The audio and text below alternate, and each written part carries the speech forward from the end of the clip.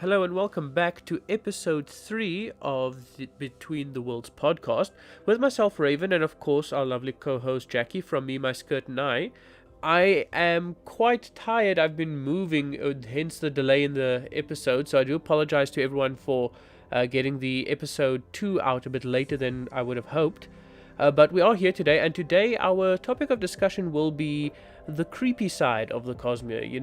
It is basically Halloween for our North American viewers, and we just thought that this would be an apt topic of discussion for this time. So we're going to be touching on some weird creatures and creepy incidents around two major Cosmere planets, being Scadrial and Roshar.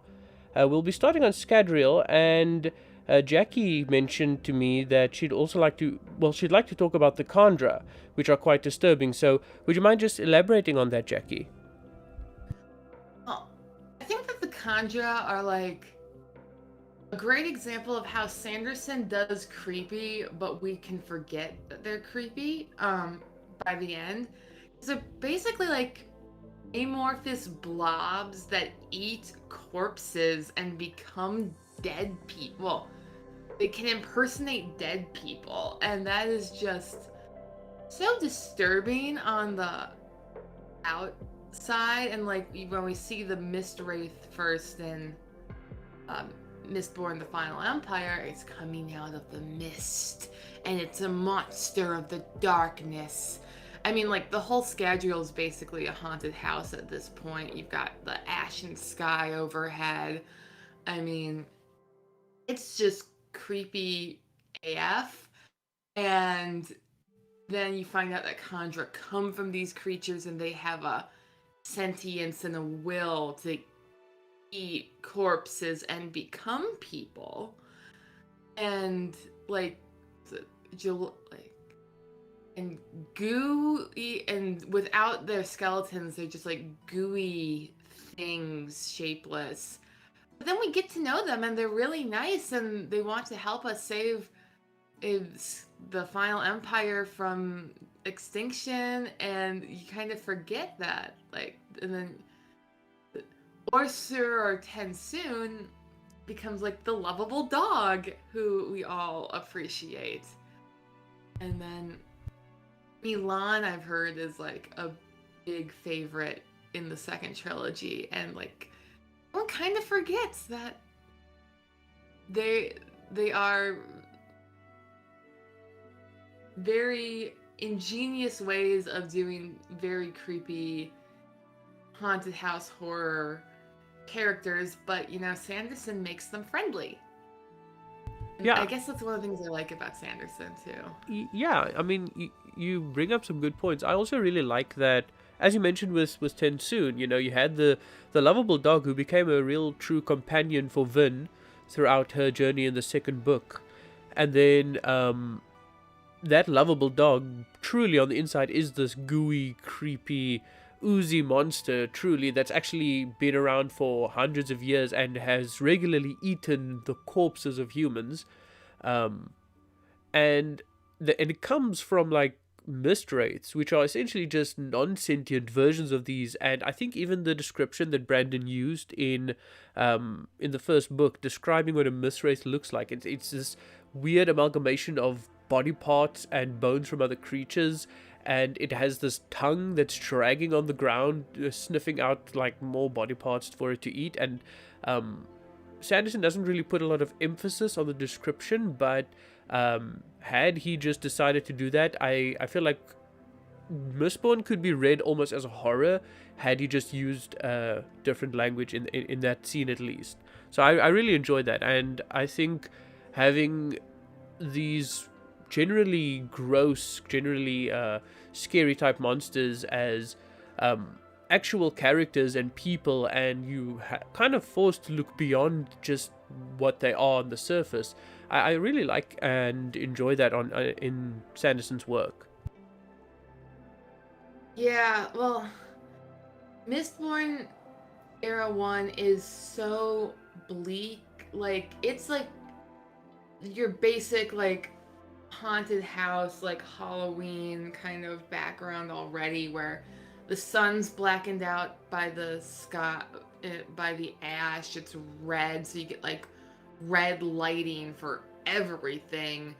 And there's no trees. Everything is covered in ash and grime, and the world just isn't a pleasant place to live on top of that. And then you have these creatures of goo that skulk out in the wilds eating corpses, mostly of animals, but they could eat a human corpse and then when they become sentient, which in many cases is like even more terrifying, like if you were to explain this concept to someone who doesn't know the Conjures personally, like yes, they are sentient creatures that can absorb dead bodies and become like the people whose bodies they absorb. It's like that's just so disturbing on so many levels. And then just add like, but they can be friendly. Like, oh yeah, yay. And you know what's funny is it's that what makes them friendly, what makes them people, are hemalurgic spikes, which in and of itself had to essentially take a human life in order to be created, and then plunged into a Mistwraith. So even that is kind of creepy in a way. And speaking of hemalurgic spikes, I think that segues us nicely into the next Scadrian creature or monstrosity, in a way, if I could say it that way, would be the Steel Inquisitors. Now, I myself really liked this aspect of world building when I was rereading the first Mistborn book recently, and the Steel Inquisitors came up. Brandon really actually there he did take the time to describe them as these grotesque and scary, intimidating creatures. But then you also have to accept that even though they're the scary things and they are extremely powerful, they kind of just run the bureaucratic life of the city in many ways. So or at least the Steel Inquisitors don't the Ministry does, but they are essentially, they're not monsters. They the arm of the government in a way, and that, to me, I really like that subversion. There's nothing more monstrous than than an effective bureaucracy. It seems like for the Inquisitor's case, because yeah, because of all the things that is the probably the most horrific about Scadrial is the magic system lurking in the background that we don't like. It's always there, but I don't think we really get an explanation for it until book 3, when it's like, oh, by the way, we have an entire magic system run on murder, even though we saw it in action probably most poignantly in book 1, where they go to meet where Kelsier and Vin go to meet Marsh, and the room is just covered in blood. They're like, it's more than one person that just is like worth of blood in this room. And that's how you make a Steel Inquisitor, who then they've got like they're technically blind, but they can see in a whole new way. I don't know if they can sense. Um, they've got all like the extra senses of being able to tell where our heroes are, and I mean Sanderson does a good job of building that. Oh, it's the metals that they can burn and sense that way. Like he has a logical explanation for it. It's not just in like many horror movies, like monster just shows up where the heroes are because it's a horror movie. Like Sanderson does his homework and builds up the world, but it's still essentially like creepy monster can smell you and sneak up on you and kill you, and they're powered off the murder of innocents probably. And it's just so dark and twisted, but and Sanderson like kind of hides it in plain view. Like the people who run the ministry, they just walk around town or jump around town with their giant spikes sticking out of their heads. Like they're not subtle, but they're kind of so open about the more jarring, like the most visible aspects are namely that they have two giant spikes through their head, like bald, and can smell and can smell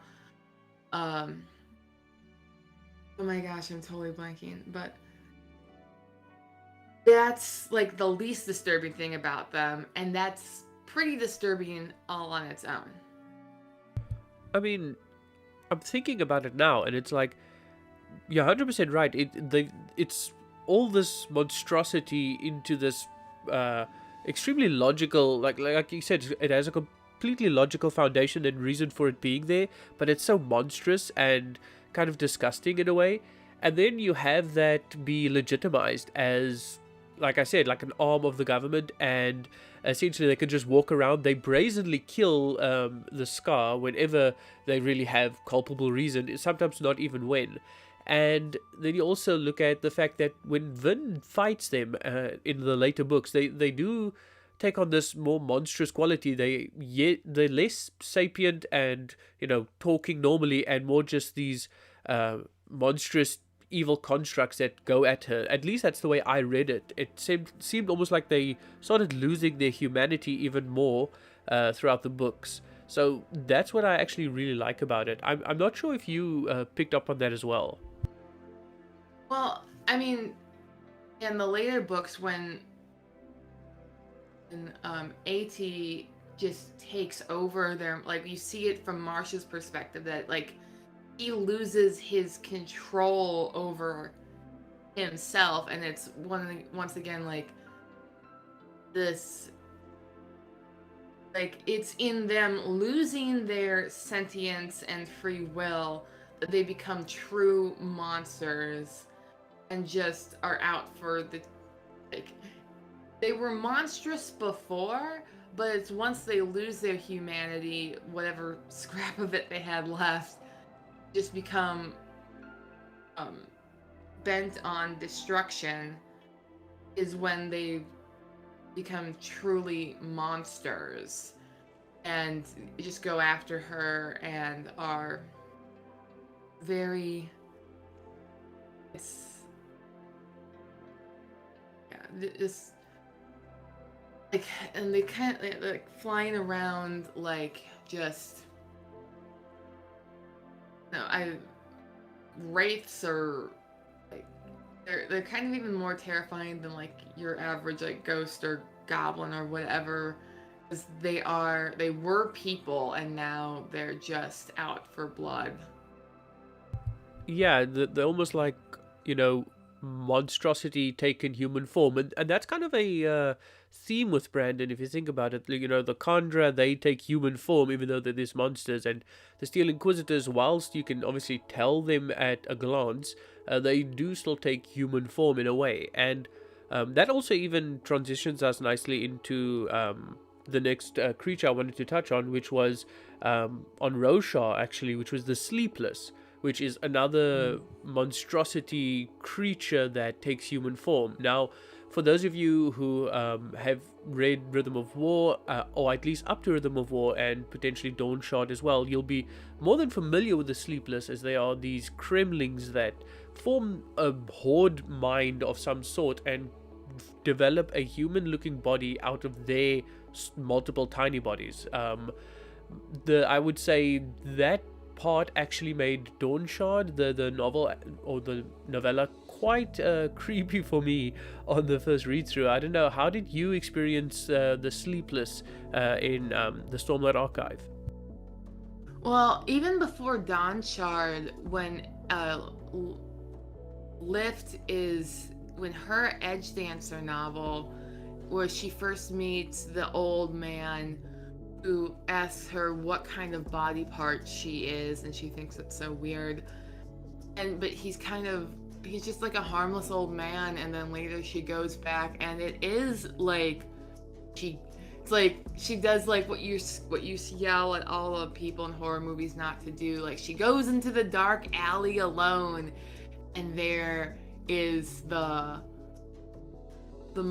like the creature made up of all the little crumblings, and then you see them come together, and like his eyes, like you see them, like Sanderson describes them switch in and out of, like they go from dark eye to light eye, and like you just see like this mass of bugs become the harmless old man. And that's like, Lift is just, having, I mean, she's kind of freaking out, but she's just having a conversation with him.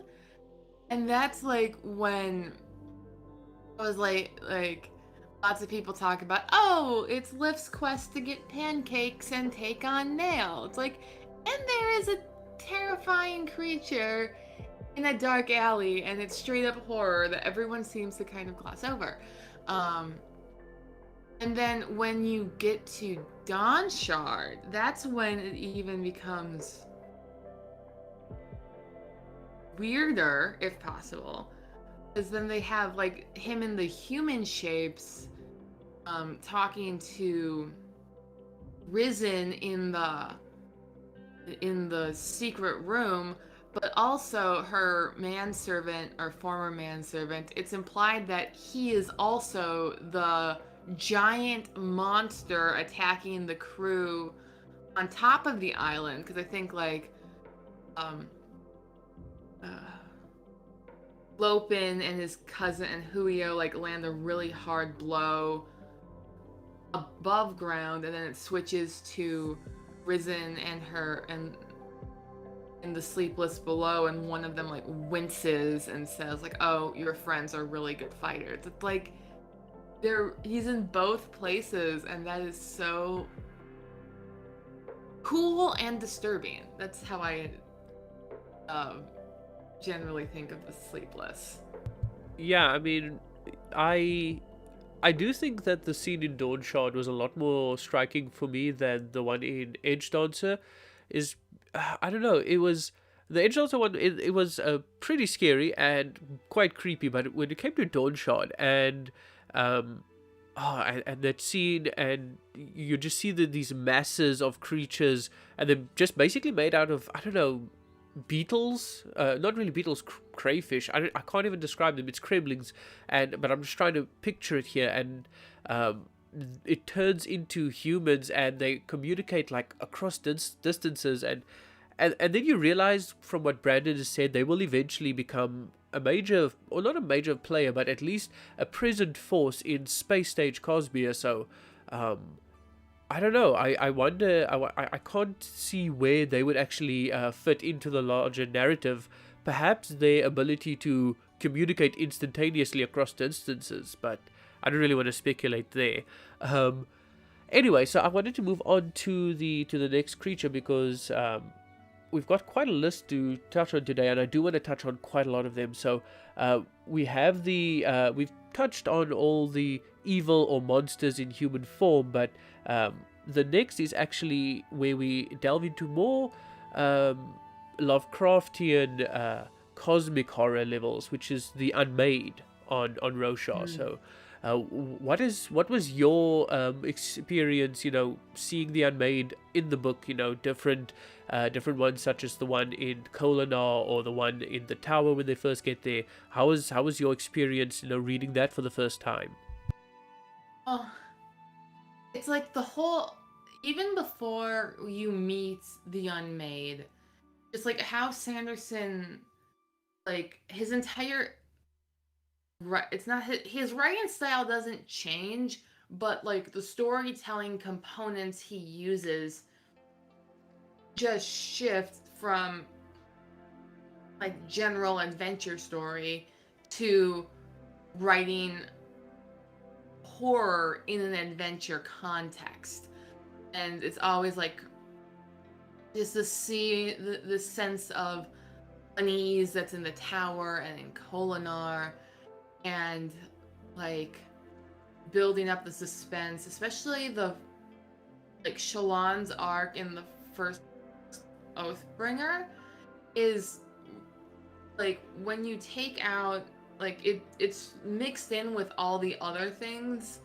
It's kind of hard. It took me a few times to get it that like this was she was having like your garden variety horror trope of like she's in between the scenes, she's like scribbling out pages, she's like being like possessed almost by the tower, but because we either see it only from her perspective and when she doesn't know what's going on, we don't know what's going on. And then like we don't see any like we don't see people seeing her acting stranger than normal. But like putting it all together until you meet like the monster lurking in the basement, which she was smart enough not to go down there alone, but and then it takes the form of like it takes the near form of her loved ones, but not quite. So it's like, and it does so once again, like particularly in the tower, like the monster is killing people, but it's not out of like a meanness, like a willingness to destroy like we saw on Scadrial, but out of like I am curious and do not comprehend why this is do not have any comprehension of a human form of morality. So killing to discover what killing is like is a-okay for the Unmade. And then as we get to the more sentient Unmade in Kholinar, where things become even you didn't think they could get creepier until they did, and they have their own cult, and it's like a haunted city, and there's not one Unmade, there's 3, and one of them might be sort of kind of friendly, but we're not sure. And then like the others are just once again just the forces of one is of the rebel and the other, well, not actually sure what the third one is besides that it devours the souls of the people they consume. So that's fun. Yes, what are your thoughts? So, you bring up quite a few good points, and I'm just thinking now about specifically Kholinar, and you know the cult that basically developed around it. And if I remember correctly, even the spread in the city were kind of like corrupted, or they looked different, and the whole city just had this different eerie feel to it. And then you actually see the Unmade, and it's this pulsing mass of like a heart, and it has veins into the ground, and when Shalon gets near it, she senses these emotions from it, if I remember correctly. And I don't know, it's just I think when Sanderson wants to, he can really create an atmosphere, especially for something like the Unmade. And you also look at some of the Unmade, like Bardo Mishram, right? We have no idea what they.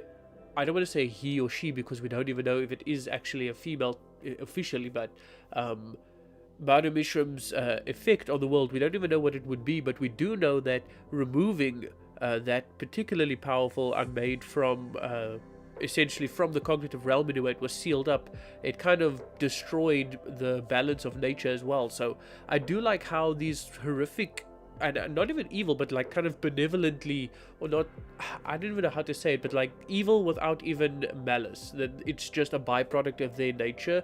They are kind of roaming this world, but they're also so integral to it. They are part of it, and removing them would disrupt the balance of the world as well.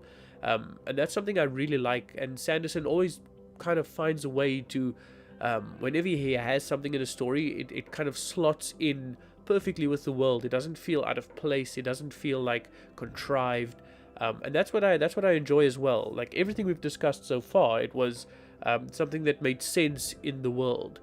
And I don't know if you have any comments on that as well.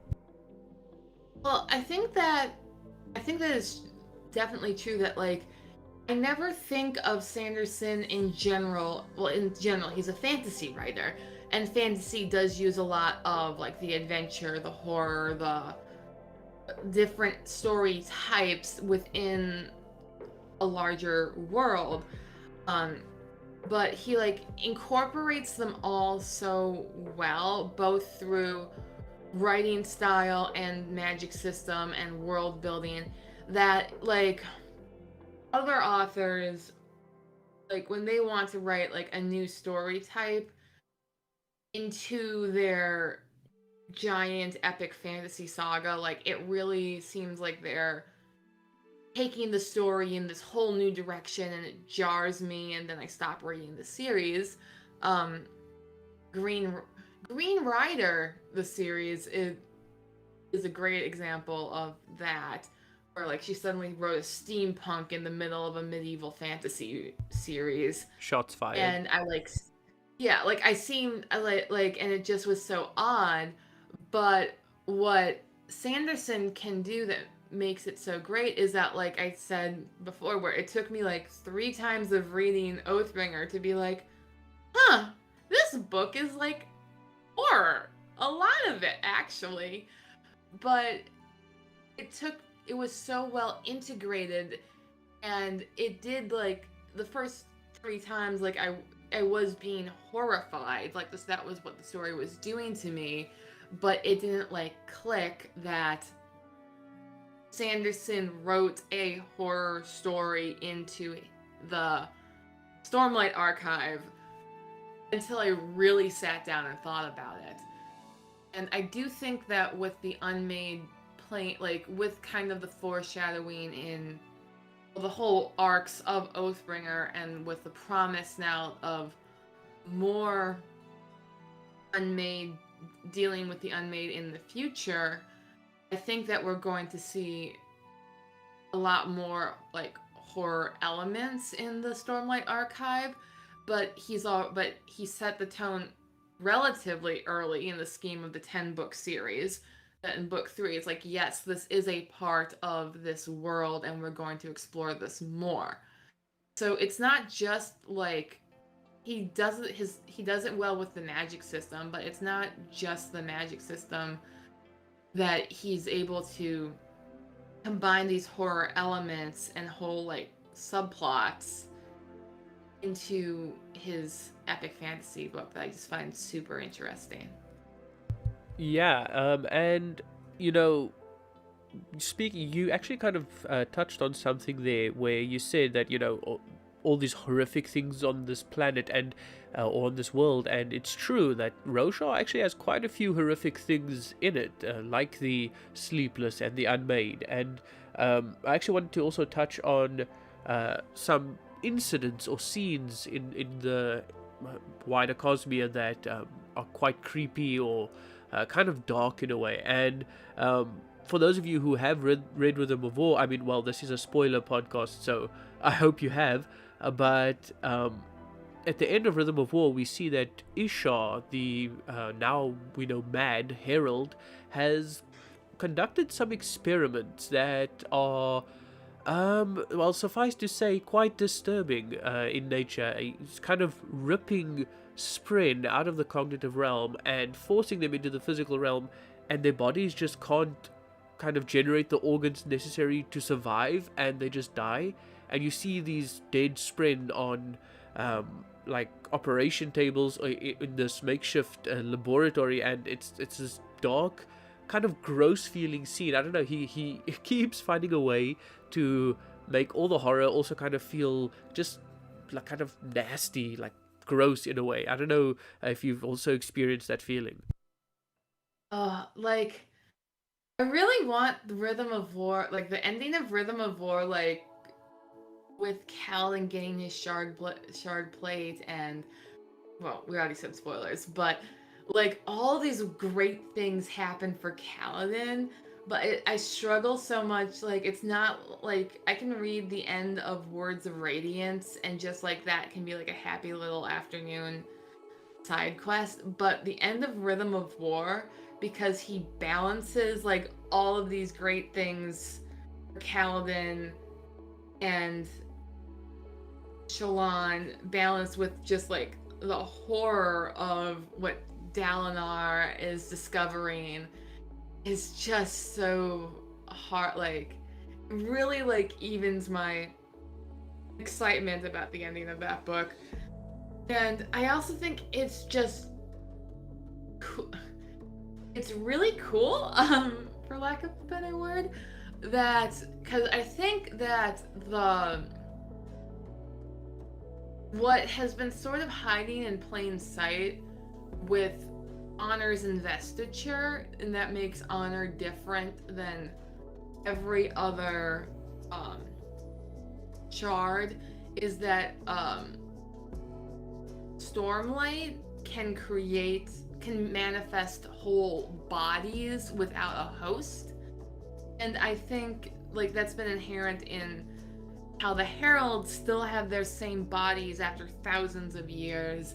How as opposed to like the fused always have to go get another host, and that's what makes them horrific in some cases. And Sanderson then plays with that idea by having the Bondsmith Unbound use Stormlight to make bodies for Spren that really shouldn't have bodies, and show us that asset of his world building, this just horrific way that it once again, like, I think this is going to be key, like, moving forward with, as we discussed last video, certain people really want their bodies back. Um, and but he shows it to, but he kind of again hides it in this mask of just this horrific scene of misusing the power to create dead Spren. And oh my gosh, that's just genius. Like, wow. I want Sanderson to be this smart. Like, I hope I'm right, because I'm impressed by my theory. And Yeah, I'm I impressed mean, by him. I've had so many moments where where I think about the things in the Cosmere, and I just think like, please let Sanderson just be. And I do think he is, but please let him be good enough to just pull this off and somehow make it as great as it seems to be turning out to be. Um, but yeah, now I also actually wanted to. You mentioned something there about, even the listeners, or rather the singers, who were the well, we thought were the void bringers, but it turns out obviously we were the bad guys. But the way they have to, basically pick a host, because they're cognitive shadows, and they have to kind of force that person out the body. We even had like a this wasn't even on the notes that I wanted to discuss with you, but you did bring it up. They had that scene with Venli where she was nearly ejected from her body, but instead, due to basically becoming a Radiant, she kind of avoided that fate. And what I really like is that this whole everything on Roshar kind of is seeming really scary to me right now, because you have this experience of people being forced out of their bodies, and then you also have, I mean, just looking at other things, just the way he presents things happening in the world. Like when Shallan first started seeing cryptids, there were these weird drawings of shapeless heads in her, like that she would sketch, and just the way he presents the horror to you, kind of, you can kind of gloss over it easily, but if you look for it, it's like all over the place. About the cryptics, because like back, oh, it must be almost a year ago now. Time flies. When Sanderson did an art review with his kid, and someone showed his kid a picture of Pattern, and Sanderson asked his son, like, is that a good guy or a bad guy? And the kid says, I think that's a bad guy. And it's like, oh no, actually he's really funny.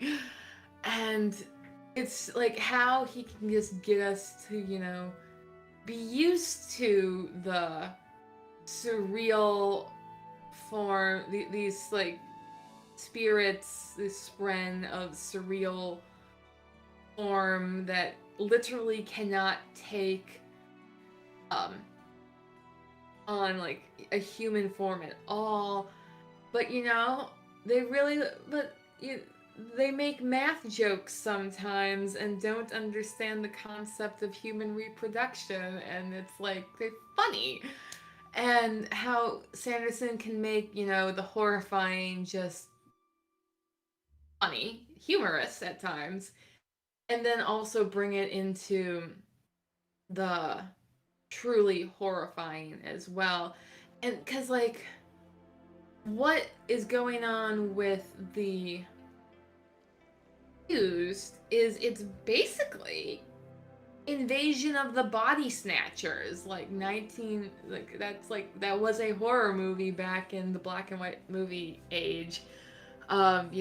Spirits descend from space and take the bodies of the people you love and rule the world through them. Like, that is straight up is not only like a good idea for a horror movie, it is a horror movie.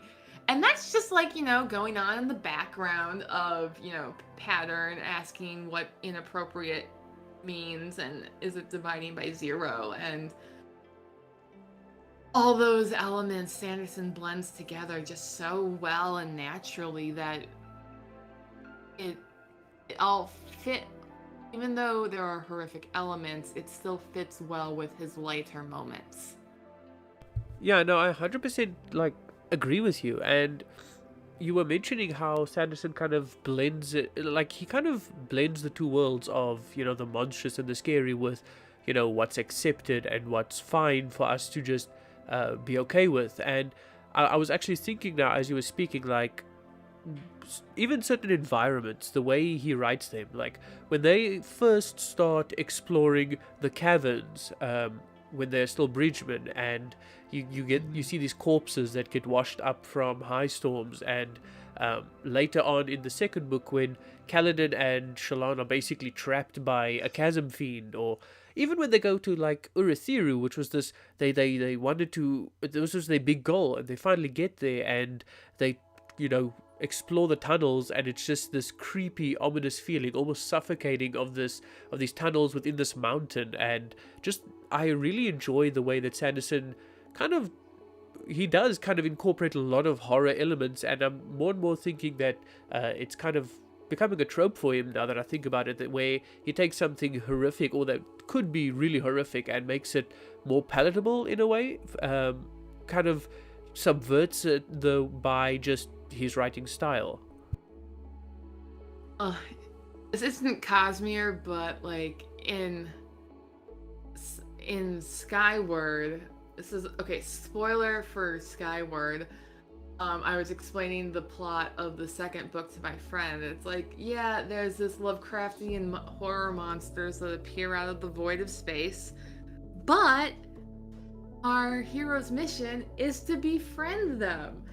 And that kind of got me on like my track for like this video of like, oh yeah, that is a reoccurring theme in a lot of the Stormlight books, is like for Shallan, literally in her, as like she's being chased by the symbol heads in the first book, and her mission is to befriend them, and it's Risen's mission to befriend the Sleepless, even, and talk them out of systematically killing all humans who come to their island. And she does that through a business deal, and that's like one of the things that I do like about Sanderson is that I lot like a lot of plots are driven by, well, plots in general have to be driven by like people miscommunicating and failing to get along. And so how lots of authors kind of drag them out is they continue to have the same people continue to not get along for extended periods of time, and it sometimes where it stretches my suspension of disbelief to the point where, like, okay, either these people would stop working together or they would have found a middle ground at some point, and then they would go together and go find another person to not get along with and work something out, and like have a plot that moves forward as like Sanderson does, where Shallan befriends the symbol heads in book 1, and then she goes forward and has to face a chasm fiend in the next book, and then she has to face an Unmade, and it's like you still have the dissension and like her dealing with horror, and sometimes she can befriend the monsters, sometimes she can just silently study them, and sometimes she scares them out of the tower. Um, so it's like befriending the monsters is a new trope that I think Sanderson brings to the table, but he also still uses the old of evil. Like there are monsters that aren't intentionally evil, just not able to live peacefully with humans and need to be found another location for them to be that is not the center of Urithiru or Kolinar.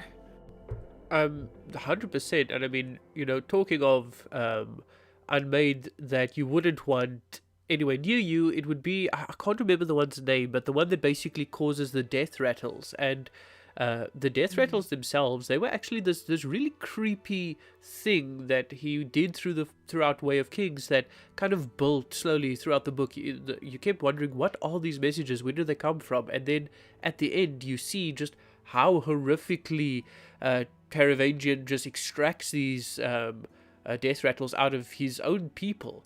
And then you realize later on it's due to this Unmade that's kind of lingering there and moving about the planet. And other Unmade also just kind of, roam about, just like the Thrill, which was also something that the Alethi kind of took advantage of in a way. So in a lot of instances, Sanderson has, like you said, the befriending the monster trope, but he also seems to be leaning towards instances where people kind of exploit the creatures, the monsters, and because they are part of the natural world, that has, further run-on consequences. Same with removing Ba'adu Mishram and things like that. So I do like the way he's kind of interspliced this creepy, dark force with just interacting with the different sides of humanity, both the good and the evil in a way, the exploitative. Yeah, I think Moalak is the one who does the death rattles, and that's like it adds another level of evil in um Sanderson's playbook, where there are like people who are seeking what they like. They're like the Inquisitors, where they have committed to a cause, but they still kind of retain their sense of humanity, and then they're overrun later by um, Ruin's intent, and just become animalistic, and that's what makes them more evil. And then you have the Unmade, who kind of start out at their base like, I'm not here to kill people, I'm just here to incite a death frenzy into everyone I meet because that's what I am. Or I like nothing about Moloch like is actually dangerous. Like, he gives people visions of a possible future when they die, and it is then Taravangian that makes that horrific by intentionally setting up his death rooms. They're not hospitals, they're death rooms. And that is what's like above and beyond. Like, he is a full human who gives up his humanity in pursuit by exploiting the natural force of Roshar, which is these visions that dying people get sometimes. Yeah, and I'm just thinking of the interplay that humans are having with these giant evil, well, not even evil, but like just these giant scary forces. And like you said, Taravangian is the one that he, out of his free will, exploited the creatures. The Alethi just basically adapted to it, and they became essentially a warlike culture. And then you have I'm just thinking of the ways that humans have interacted with all the dark and scary things on this planet. And Sanderson, like we already said, he has this way with horror where he kind of shows it to you in an appealing way. And before I want us to wrap up this episode, there is one last thing I wanted to talk about. Not on Roshar, but well, actually is on Roshar, but not from Roshar originally, and that isn't necessarily scary on the surface of it, but that genuinely frightens me as someone who knows, Cosmere level things that a first time reader might not know about. But this character is Nightblood that I wanted to bring up, and even though Nightblood is so pleasant really to read and is such a funny character, just the implications and the concept of Nightblood itself, and when Nightblood does start feeding heavily on Investiture, the kind of frenzy it goes into, I don't know, it's that dichotomy of the super friendly and funny personality with the tremendous destructive capabilities that kind of just throws me off as well. Oh yeah, like Nightblood is my favorite sword. He just wants to destroy some evil. The only problem is he doesn't really know what evil is. So he just kind of destroys whoever is opposed to the person holding him.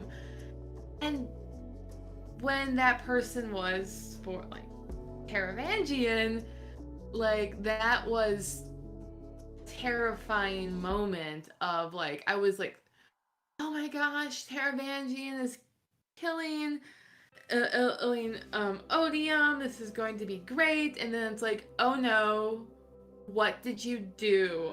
It's like, it was one of the moments where like my jaw just like dropped and my stomach fell to my ankles of like, oh my gosh, this is actually worse.